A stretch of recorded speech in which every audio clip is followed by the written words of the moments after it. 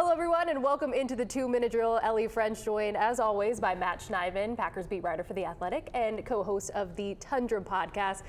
Matt, we've got you back in. The Packers coming off a loss to the Ravens, another Saturday game. I thought to myself, imagine if you were watching a football game for the very first time and you decided it was going to be this game, and you saw what Derrick Henry did in that game last night. I don't think they would realize, whoever was watching, but that is not a normal performance, what we saw him do against the Packers. No, that's the most rushing yards against the Packers since 2022, so not that long ago, but second most rushing yards against the Packers since 1978 in a game. Matt LaFleur said today he can't remember the last time someone ran for 200 or 300 yards, I should say, against them. You only have to go back a couple years. Run defense has been solid for most of this year. Last night, it was atrocious. Matt LaFleur used the word baffling to describe his run defense and the missed assignments, misalignments that we saw last night. It wasn't just Derrick Henry, it was the rest of the Ravens too. And Javon Bullard, there are some expletives he threw out there that I can't say on these airwaves, but he said if we don't get that fixed, we're going to be going home after one playoff game and sitting right back on the couch in Green Bay. No, 100%. The only game I could think that came to mind, I should say, immediately when I thought about where they struggled against the run this season was the Panthers game. But coming into last night's game against the Ravens, they had the Packers did the ninth best run defense. So you mentioned a little bit, but what happened? Why was Derrick Henry able to have 36 carries, an NFL career high for him, 216 yards and 4 rushing touchdowns? Yeah, the Packers aren't going to use this as an excuse, but you're without your two best defensive linemen for the season, in Micah Parsons and Devontae Wyatt. Then Jordan Riley, who they picked up off the scrap heap a couple weeks ago, played decently against the Bears. He goes down with a season-ending Achilles injury. So you're already depleted up front. And then Derrick Henry, a lot of credit goes to him. He's a future Hall of Fame running back. He's hard to bring down. The Ravens offensive line too. The Ravens before contact and after contact numbers were outrageous last night. Like I said, the Packers were lined up in the wrong spot. They couldn't tackle. They couldn't get a hand on him. It was just a litany of issues last night that need to get fixed quick.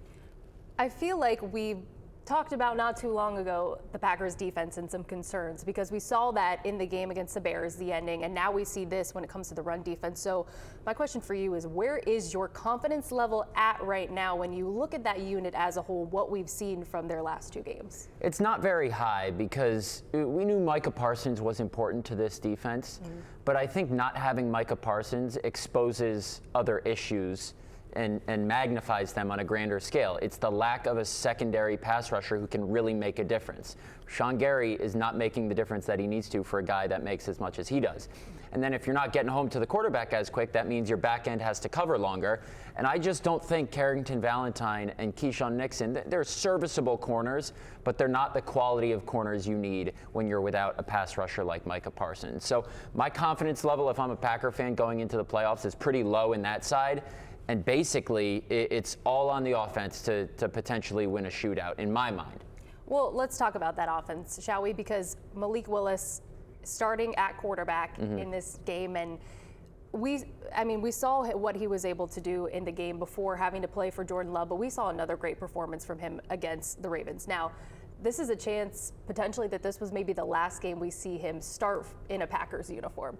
If that is the case, what do you say about the performance that he gave? And also, I guess, just what he has given the Packers since he came to Green Bay. Yeah, it matters a lot more for him, I think, than the Packers. Granted, he's helped the Packers win some games and stay in some games over the last 2 years. But what Malik has done for himself is set himself up really nicely for a payday in free agency. He is going to get a chance, I think, to start somewhere next season, and it's not going to be here because the Packers aren't going to pay that much money for a backup quarterback. I know a lot of people say, Jordan Love, he's good, but Malik Willis is better. That's nonsensical. Matt LaFleur cleared it up today. He wanted to, quote-unquote, squash it, that Jordan Love is the franchise quarterback for a reason. He will start when healthy, but it may not be the last game we see Willis start. If they decide they want to rest Jordan Love for a meaningless Week 18 game in Minnesota, Willis could start again. Speaking of that, there was a little bit of talk about that from Matt LaFleur today, but it seemed like he said there are still options out there on the table. What do you think is maybe where they're kind of leaning at the moment when it comes to this regular season finale against the Vikings, and kind of weighing, I think he had alluded to it a little bit too, you think back to last year's regular season finale against the Bears and obviously what happened to Christian Watson. and Yeah. having to weigh that in mind. So where do you think, what is that balance like? Do you think maybe it's just completely sit starters, have them play a little bit? Like, where do you think the coaches' heads are at right now with that? Yeah, it's tricky because I think back to the 2021 regular season finale. The Packers had already clinched the #1 seed. They go into Detroit when the Lions were terrible. That was Dan Campbell's first year as head coach, I believe. And they played the starters in the first half, then sat Aaron Rodgers and other guys for the second half. Packers lost that game 37-30, and then go out and lay a dud against the 49ers in the divisional round.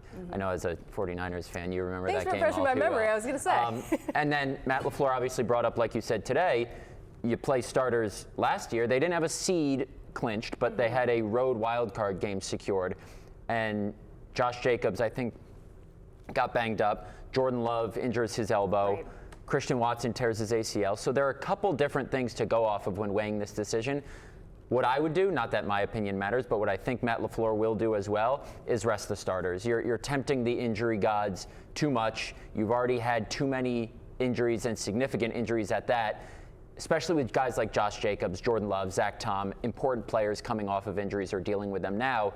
I think you just want to give them an extra week to rest up. No, for sure. And another thing that Matt LaFleur talked today as well, too, is, hey, going into that decision of who's going to play versus not in this regular season finale, too, also is going to be dependent on guys that are available because they are dealing with some injuries. And with that in mind, there were a lot in the Ravens game, and I know that LaFleur gave some updates today. All are concerning, of course, but are there any one specifically where you're like, that could be a major concern just as far as like maybe depth moving forward with this regular season finale and then, heading into the playoffs as well? Yeah, I never want to, poo-poo on any injuries because obviously Jordan Riley and Kamal Haddon are out for the season with the Achilles and the leg injury. Yeah. They're not core players, but they have done some nice things this season for the Packers. I look at a guy like Zane Anderson, who was carted off.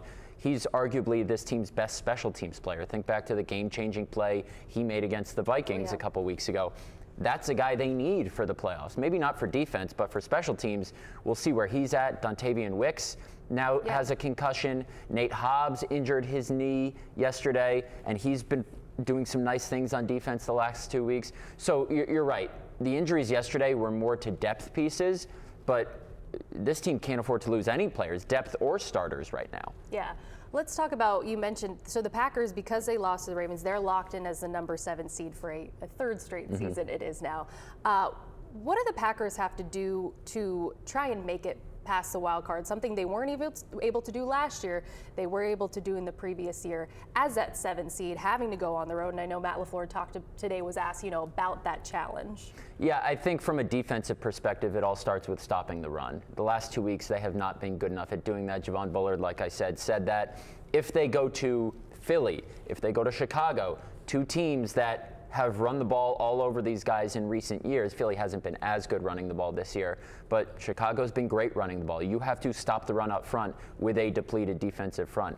On the offensive side, Jordan Love has to protect the football. He's been fantastic at doing that this season, but you think back to the Philly game in the playoffs last year, he threw a couple interceptions, 3 interceptions, and, this is special teams, but the Packers fumbled the opening kickoff. So wherever they go, Chicago, Philly, an NFC West team, you got to protect the football, and as an underdog, which they will undoubtedly be wherever they go, not give the other team any extra possessions. Yeah, it's going to be interesting to see what happens in the playoffs, and of course we'll have to see kind of those decisions that go into players and who is going to be in versus out when it comes to this regular season finale against the Vikings. But thank you guys, as always, for watching the 2-Minute Drill with Matt Schneidman and Ellie French.